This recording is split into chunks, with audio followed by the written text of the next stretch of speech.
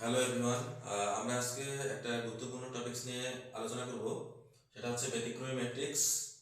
তো ব্যতিক্রমী ম্যাট্রিক্সটা কি?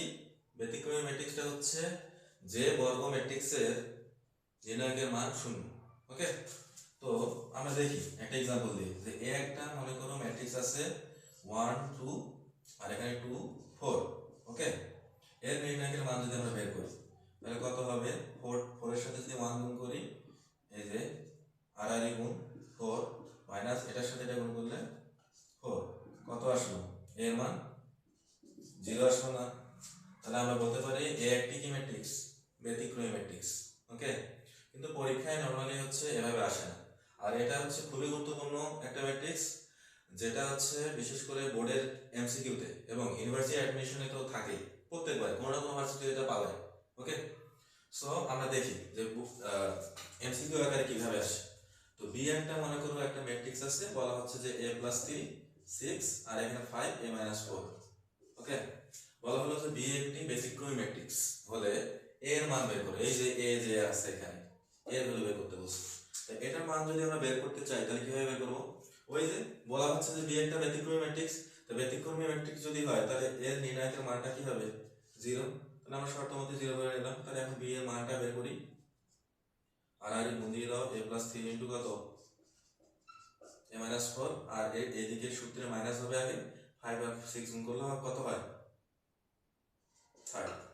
ওকে, এখন আমরা এটা সলভ করি। সলভ করলে কি আসে? এর সাথে যদি গুণ করি a স্কয়ার, এখানে আসবে মাইনাস 4 এ, আর 3 এর সাথে আগে a গুণ করো প্লাস 3 এ, 3 আর 4 গুণ করলে মাইনাস 12 আর মাইনাস 30 তো থাকতেইছে। তাহলে কত আসতেছে? তাহলে a square minus 4a, minus 4 আর 3 এ যদি বিয়োগ করো তাহলে মাইনাস a থাকে আর এখানে মাইনাস 42 থাকে। এখন এটা কি করতে হবে? এটা তো আমরা পারবো নাকি? 19 এ শিখে আসছি। কি শিখছি? Middle term. তাহলে এটা মিডল টার্ম করবো। তাহলে a স্কয়ার মাইনাস 6 আর 7 যদি তোমরা গুণ করো তাহলে 42 হয়। তাহলে মাইনাস 7 এর plus 6 a minus 42 equal to কত? 0। এখানে a যদি কমন নাও a মাইনাস 7 আসে, প্লাস 6 যদি common now a minus 7 equal to কত? 0। তাহলে a মাইনাস 7 কমন নিলে a প্লাস 6 ইকুয়াল টু কত হয়? 0।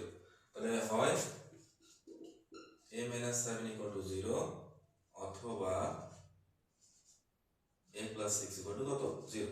তাহলে এখানে a ইকুয়াল টু একটা আসছে 7 আর a ইকুয়াল টু কত আসতেছে? মাইনাস 6। তাহলে এর মান কয়টা বের হইলো? দুইটা। অনেক সময় এমসিকিউতে একটা ভ্যালু দেওয়া থাকে, মানে যেটা দেওয়া থাকবে আর কি সেটাই অ্যান্সার হবে। ওকে, বুঝতে পারছি? অনেক সময় দুইটা অ্যান্সারও দেওয়া থাকে আর অনেক সময় একটাও থাকে। আমরা বুঝতে পারছি ব্যতিক্রমী ম্যাট্রিক্স? আচ্ছা, আশা করি আমরা বুঝতে পারছি। ধন্যবাদ সবাইকে।